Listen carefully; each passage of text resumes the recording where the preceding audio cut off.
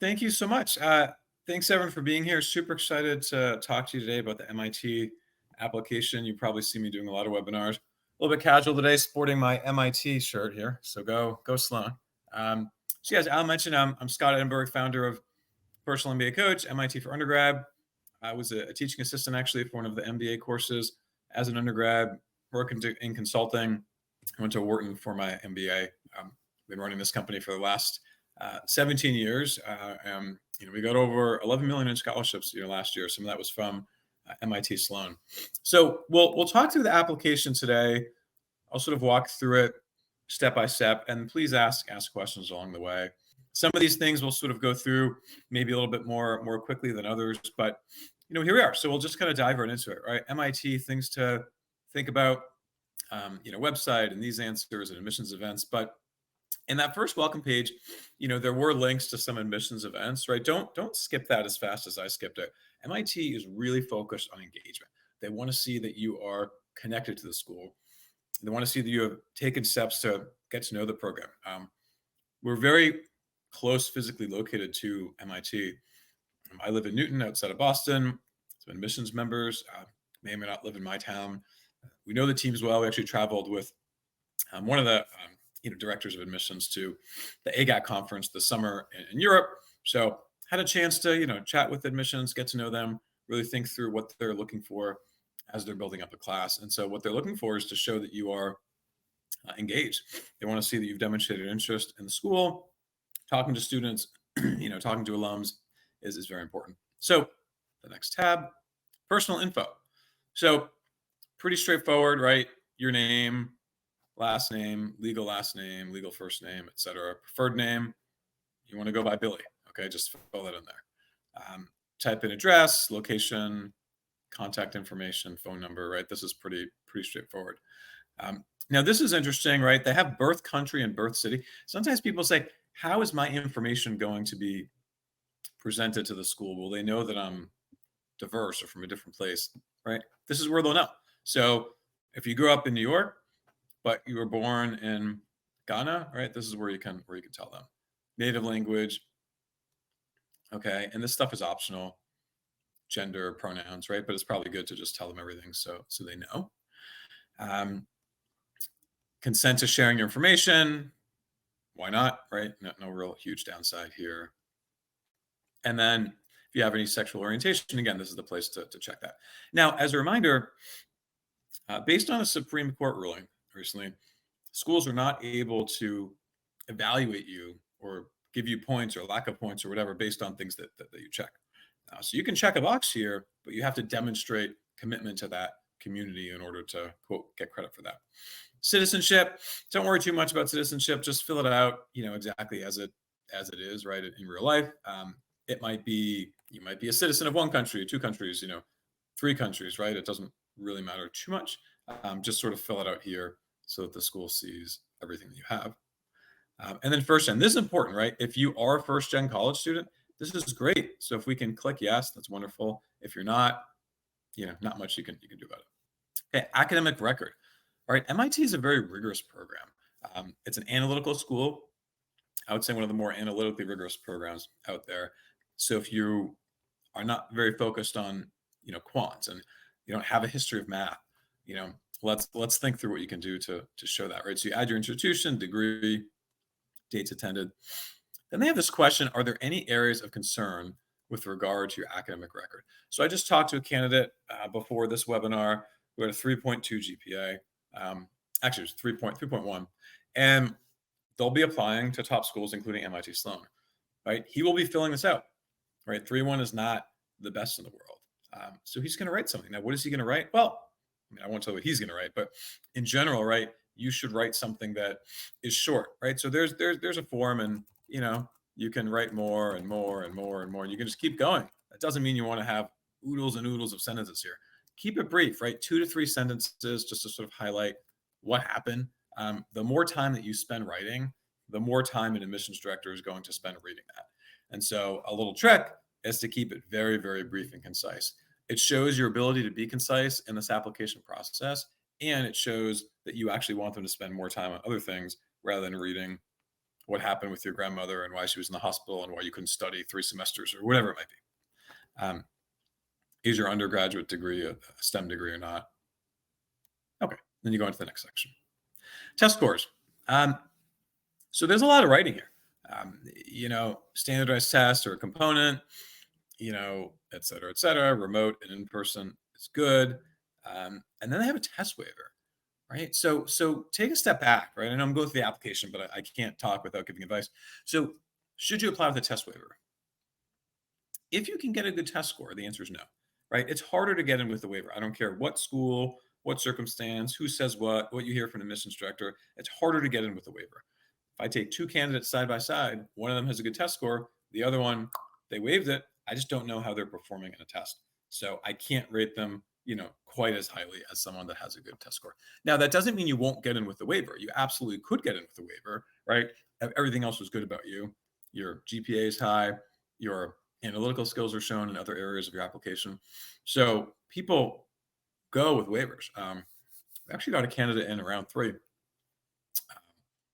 with the waiver, believe it or not, in a recent year. So it's definitely possible, but it's not something I'd recommend. So let's say if you want to request a test waiver, okay, you click here and magical form pops up. So they have you fill out your name, email, phone number, current location. Are you early or LG or early admit? Are you able to submit a test score, right?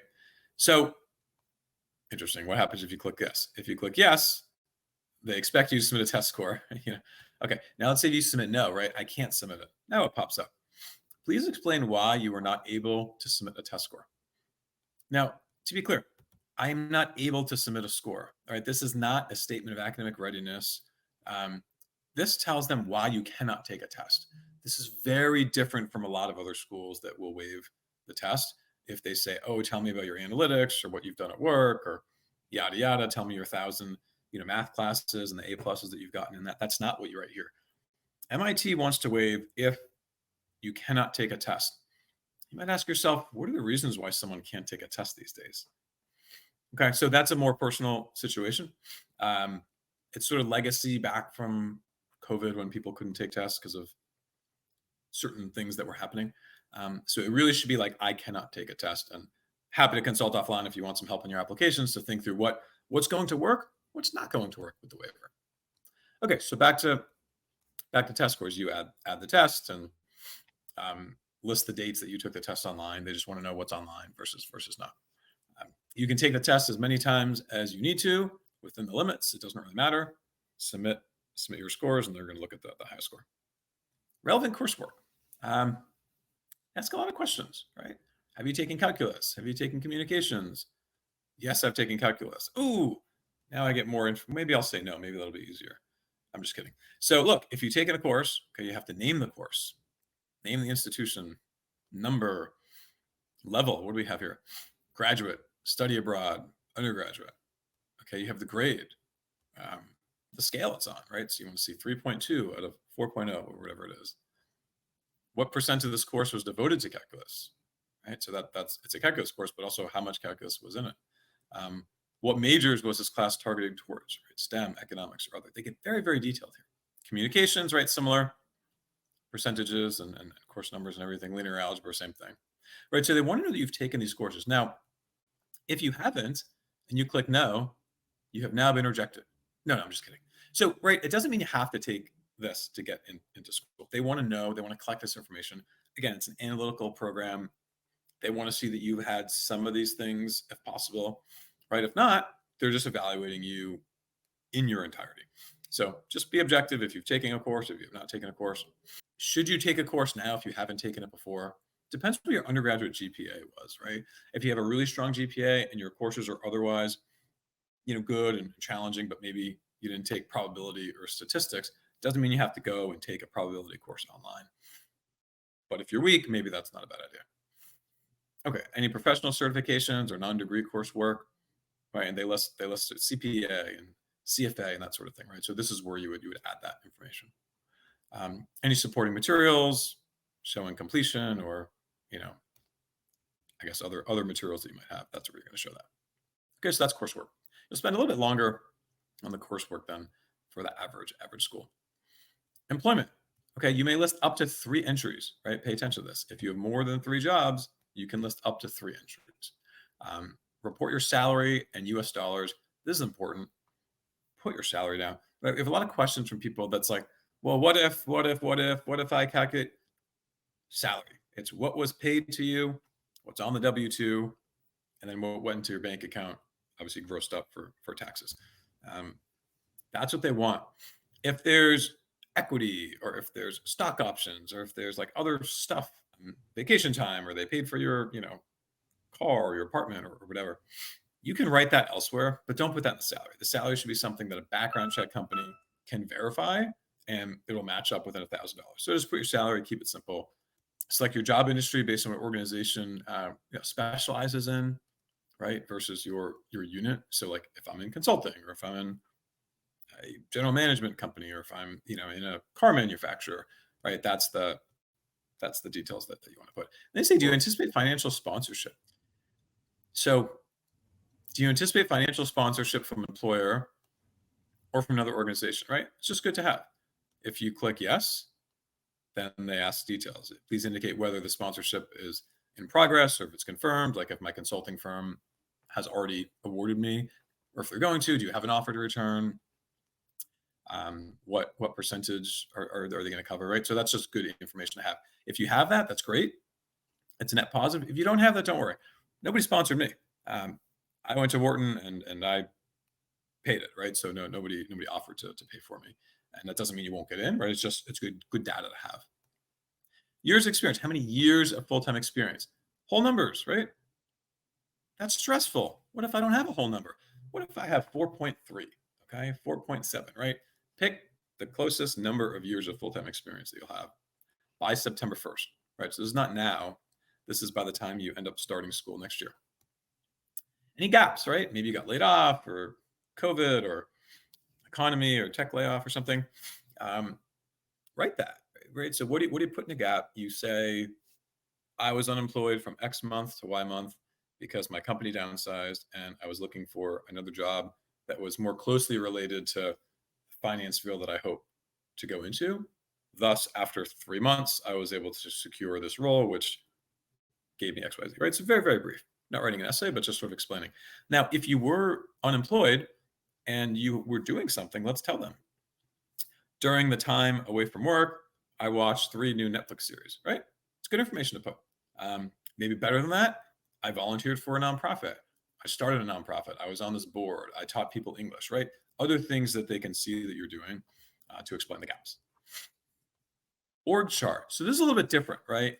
MIT is the only school, to my knowledge, that asks for an organizational chart. They want to know you relative to others in your company. Now, if you work for a professional services firm and it's a big company, and there are many, many, many people that come from your company to the school, do not sweat this, right? Still do it, follow the rules, but they don't really care about this for you. They care about this for companies that they don't know sort of where your place is within the organization. So is this a 15-person org and you are number 3 and everybody reports to you, but your title happens to be, analyst? Is this a huge company and you're the lowest level and nobody reports to you? You got all these people above you that you have to manage, right? They just want to see where you are relative to others. And so be very truthful, very straightforward as best you can.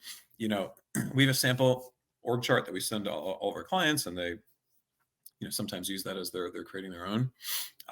Keep it simple. This is not like the entire organization. You might have 1,000 people in the org. They just want to see your group, the details of your group, and then they want to see how your group compares to other groups. So maybe your group is detailed here, and then there's like some dotted lines for other groups that you're not part of, so that they can just see sort of where it fits relative to the org. How many levels away from the founder are you? That's what they're looking for. How many levels are below you? That's what they're looking for. So limited to 2 pages. If you're working for a consulting firm, you can have an org chart for a project, which would be different and probably more helpful than for the org that shows, I'm a senior associate consultant at Bain or something, right? Probably more important to see where you are relative to the project you're on versus the entire organization. So that's the org chart. I don't think anyone really gets like rejected because of an org chart. It's more just further context to see your work. Okay, cover letter and resume. So cover letter. I won't read this whole thing, but you have to write a 300-word cover letter. And, they want people who are independent and authentic and fearlessly creative, right? This is MIT Sloan. Integrity, passion. Okay, so submit a cover letter seeking a place in the MIT Sloan MBA program. So this is where you upload your cover letter. We're not analyzing essays today, so I won't go into my whole analysis about this question, except to say that make sure you're not copying something from another application, right? It's a very different piece of work. It's one of the quicker things to write, but one of the harder things to actually perfect. And so you want to be truthful. You want to talk more about the past than the future, right? This isn't like a why goals and why MBA kind of an essay. So this is where you'd upload your cover letter. And if you want help on that, let us know. We send a lot of people to MIT each year. Happy to help. And I think we'll talk about this in another webinar. This is where you upload your cover letter. You can go slightly over if you want. They're not going to count the word. You're 3 words over, you get rejected. That's not going to happen. So you can upload a PDF and but keep it right around that 300 words. Resume, 1-page resume. I was giving a talk at an MBA fair last weekend. Someone said, some admissions director told me it was okay if it goes to 2 pages. I'm like, I don't know who that is, but 1 page. Full-time MBA programs, 1 page, 100%, and they even say that right here. MIT has some suggestions here, right? Times New Roman, size 10, Word. I mean, that's what we do anyway for clients, but follow this. And then they want to see education first. This is important because you usually don't do this. Usually you put the work experience first for the resume because that's what you're doing now.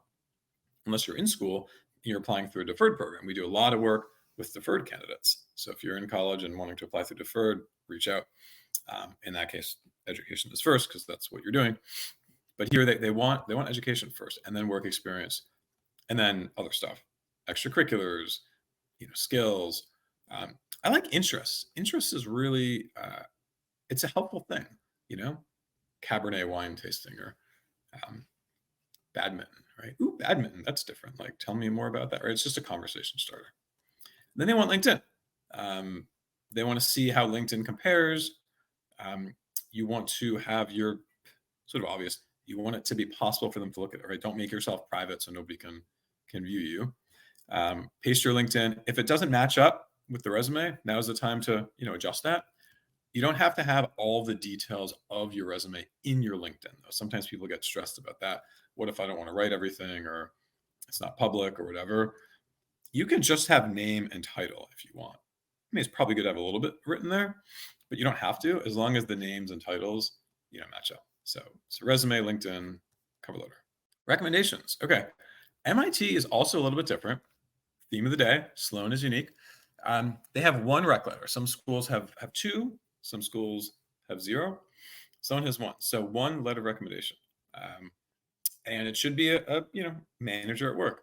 Now, if you can't ask a manager, that's okay. You can ask someone else who knows you, who has done your work, evaluated you, or is close to you in some way, shape, or form. No family members, of course, that should be pretty obvious. And it has to get in by the deadline, right? People say, what if it's late? What if, right? This is your job. So get it in by the deadline. MIT's deadline is September 30th. If they can't get it in by then, they're not the right person to recommend you. They have the questions here, right? And this is pretty, not surprising. I mean, what capacity? How do they stand out from others? But they do ask, like, give an example of the applicant's impact on a person, group, or organization. Representative example of how they interact with others, right? So it's a little bit different from the standard questions. And anything else, and then this constructive feedback. So that's the recommendation, instructions. Okay. And this is how you add them, right? You add the recommender. When you add the recommender, you'll have to fill out stuff: their name, their org, title, relationship. So, how you relate to them, telephone, email. If you don't have all the stuff, now's the time to collect that. You want to waive your rights. It just feels better, right? So waive your rights to access this, sign it, and be done. And then you click send to recommender. So that officially sends it to the recommender. Then they go ahead and fill it out. Additional references. What is this, right? So they want two people that they have the power to and ability to connect with should they deem it necessary. Um, they're different from your recommender, obviously, right? To other people. Um, and it's kind of open-ended, right? Who should that be? Now, it could be, another person from work. It could be from another activity. It could be back in time, maybe some kind of advisor. I recommend at least having one of these be professional in nature. And they use this if they're things that they just want to clarify. They're not getting everything from the first rec letter. They have other questions and they just want to talk about something with someone or email and have some questions. It is not very common that these references are reached out to. So don't worry too much. Certainly prepare them because they might be contacted. You never know. But it's not the case where like MIT is going to call all these references for all of the candidates. That's not usually the case. Video question. Okay, introduce yourself to your future classmates. I'll tell you what this is not. This is not, hi, my name is Scott Edinburgh. I grew up in Sharon, Massachusetts. I went to MIT for undergrad. I worked in consulting. I want to go into general management, and I'm excited to go to MIT to learn innovation practices so I can be a leader in my space, right? If you're still awake after that, kudos. That was super boring. That's not what they want here. They want this to be fun. Introduce yourself to your classmates. Your classmates don't care what you want to do at school, why you want to go to MIT, any of that stuff, right? This is interesting. These are personal things, personal anecdotes. It's a fun. It's like some kind of video that you put on your profile, Instagram or Facebook or whatever you might do, right? So this is interesting. And so you upload it 1 minute. Don't exceed 1 minute. That just silly. Sometimes I mean it's 64 seconds. It's like if you can't edit a video down to 60 seconds, and yet you think you should get into MIT, there's probably something wrong, right? So 60 seconds, one take, no editing. Now you can take it multiple times, right? And say, I don't like this version, I want to do another version or whatever. But one take with the video and have fun with this, right? So short answer question. This is new that it's not optional this year, right? The admissions committee excited to learn more about you and your background. Please respond to this short answer question. Last year was optional and year before as well. How has the world you come from shaped who you are today? For example, your family, culture, community all help to shape aspects of your life experiences and perspective. Please use this opportunity to share more about your background. 250 words. So I know this is an essay analysis talk, but this is hard, right? You might have a really good answer here. You might not have a really good answer here, but you have to write something. And so this is where you write it.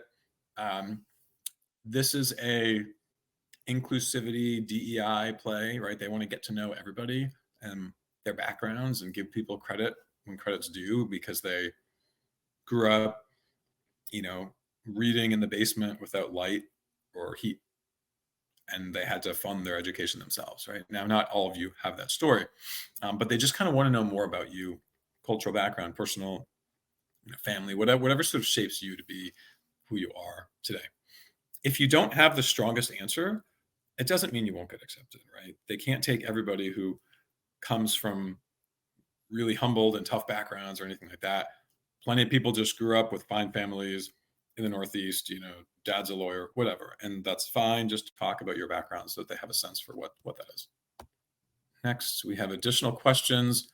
The round, sort of obvious, round 1, round 2. So they have different rounds because if you're doing LGO, so that's LGO is different rounds, but otherwise like MIT's round 1 is September 30th.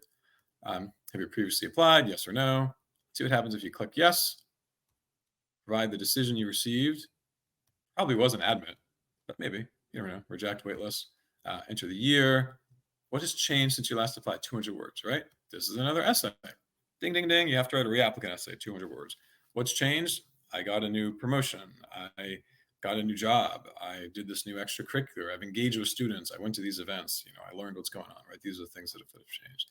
Have you previously applied to another program at MIT?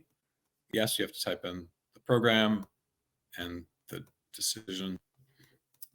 Hopefully you all have noted these things as conduct and background and stuff, right? You have to explain criminal background if you have a crime It's not good. Doesn't mean you won't get accepted, but it's not a good thing. So you can write that. Okay, community, how'd you first learn about us? Right, a lot of different sources. Look at us, QuantNet, web ad, web search, colleagues, so whatever. This doesn't matter, just whatever you have in your mind. Have you attended any events? This is important, okay? So yes, please tell us which events you've attended and specify whether live or watch a recording. They want to know that you engage with them. So if you write no here, you miss the whole boat. Don't write no. That's not good, right? So you want to go to events. You want them to get to know you. And then would you like to share contact information? That's fine. They get dual degree stuff, right? If you want to do any dual degrees, you can select it here, HKS and DUSP, PhD, etc. Application sharing, you can share information with these schools if you want to. If you don't want to, that's up to you. Student funding, a lot of details here. Please consider me for merit scholarships if you want money. I don't want to be considered if you don't want money. Most people say yes. And then, privacy policy. It's the privacy policy, and then this is pretty much it. MIT policies you have to read, MIT values. You want to read this, it's important. So policies, values, you have to read all this and you're like, this doesn't feel like me. It's probably not the place for you. And then review and submit. We've detected errors. Okay, so plenty of errors. I haven't finished this yet. Click here to preview the application proof, right? Often people don't do this. This is really good to do because you can see everything and proof it. We proof every application before it's done. We do all the editing, and we have the best editors in the industry. They're all PhDs, masters from top Ivy League schools. So you're either working with an M7 director, and then an editor for editing, and then we do final proofing. So the final proofing, you're going to send this to us so we can see the whole PDF. Before you submit, you want to download this. Make sure to read it, see if there's any errors, typos, things like that. So this is the MIT Sloan application. And any questions anyone has now, feel free to ask. Let's say you have an offer letter, right? And that salary doesn't match your W-2 because you didn't start on January 1st. What's your advice in that situation? Yeah, good question. So you should put the starting and ending salary when they ask for starting and ending salary. Assuming you've worked for more than a year and there's a year that shows that full salary, that's the salary that you want to put. If you have worked less than a year and your salary might be grossed up to 120, but you only got 70, then put 70. This is not the time to gross up or make some calculations for what you might have gotten if you stayed. They actually want to know the money that you got. For most people, they've worked at least a year, but if it's less than a year, then just put the dollars that you actually got from that job. We've got a question from Duo Raza, who asks, at what GPA threshold do you think we should add a reasoning for the GPA in the application? Good question. I would say 3, 4 and below. That's typically considered a lower GPA on a 4.0 scale. Awesome. And then just for some additional context, say I'm applying to as a STEM major with a 3.2. If STEM's a little harder, should I still make a explanation or? You should, yeah. Look, the reality is there are a lot of STEM applicants that are applying and they might have higher GPAs. They do take that into consideration, so they will know if you studied mechanical engineering or if you studied philosophy, right? One may have been harder than the other. They will take that into consideration. But yes, anything under 3, 4, it's nice to, if there's a good explanation, right? At the end of the day, we're talking about this now. All I know about you is that you have a low GPA. Is that what you want people to spend the time on? Maybe I should have known what you've done outside of work and the guitar nonprofit that you started, right? So don't write something if it's not good, if it doesn't actually explain it. If it's, I was new to school and I had to get assimilated and I moved to the US or, whatever, right? That's not something that you want to write. If there's a real reason, then you write it. Otherwise, just skip it. Great. Cool. We've got a question from Prosper. And they ask, in declaring the salaries for international applicants, how should this be navigated since it seems to be required in USD while salaries are earned in local currency? How do you determine what exchange rate to use? And then How does this affect applicants from bad economies? And I'm guessing they're talking about maybe the exchange rate isn't fantastic. Yeah. Use the exchange rate that you find when you're doing the calculation. And as long as that's accurate, then you should be safe. The goal of this is to be accurate, right? That's the whole point of this, is to not have something that feels like it's misleading.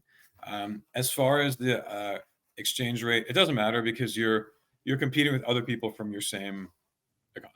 So if it's devalued and you make half what people make in the U.S. or a third or a tenth or whatever, then everyone else from your market would also be making a similar number.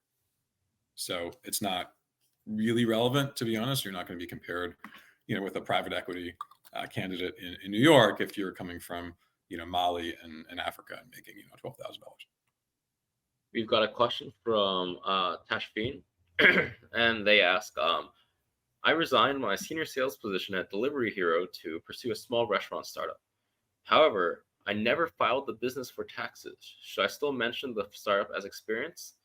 The business failed and he had to sell it.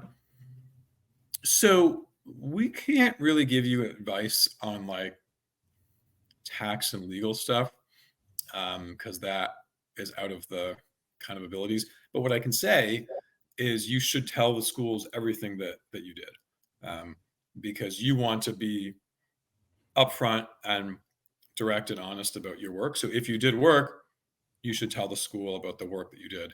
As far as what happens with you and the taxes and the government, that I'll leave that to you. But you should definitely tell the schools what you did for work. We're going to show a question from Yushen, and they ask, would it be a disadvantage to your application if you chose to see what your recommender wrote? I don't advise anyone to do this because it feels not right. Honestly, if you really want to see what the recommender wrote, just ask them. And they'll probably, like, if you're concerned about what they wrote so much, they're probably not the right recommender. I would just pick someone who you're confident will, do a good job. Taiwo has one more question. They ask, for someone who has had to change jobs frequently, is their application affected by that when viewing their CV? I guess, does MIT prefer more or less switching? Yeah, so that is something to consider. Fewer jobs is better to some extent. That said, if you're in a startup and startups open and close, things happen. I would say it does impact the overall evaluation, but there's no magic number that says X number of jobs she's in, X plus one she's rejected. Depends on the story, how you tell everything. Overall, it would impact things. You do want to really think through the reasons why you left each job and make sure that you demonstrate being very intentional throughout that. So wishing everybody the best of luck. If you want any help on the application process, reach out and let us know. We do not offer free consultations just for advice. I do them all myself as a founder, but certainly can set up consultations if you'd like to hire us to work on your applications. So visit personalmbacoach.com and take a look and look for me. There may or may not be an article posted about me very soon that you'll be seeing. So watch for that very soon and you'll see a cool announcement. And wishing everybody the best of luck in the process. Awesome. Thanks so much, Scott.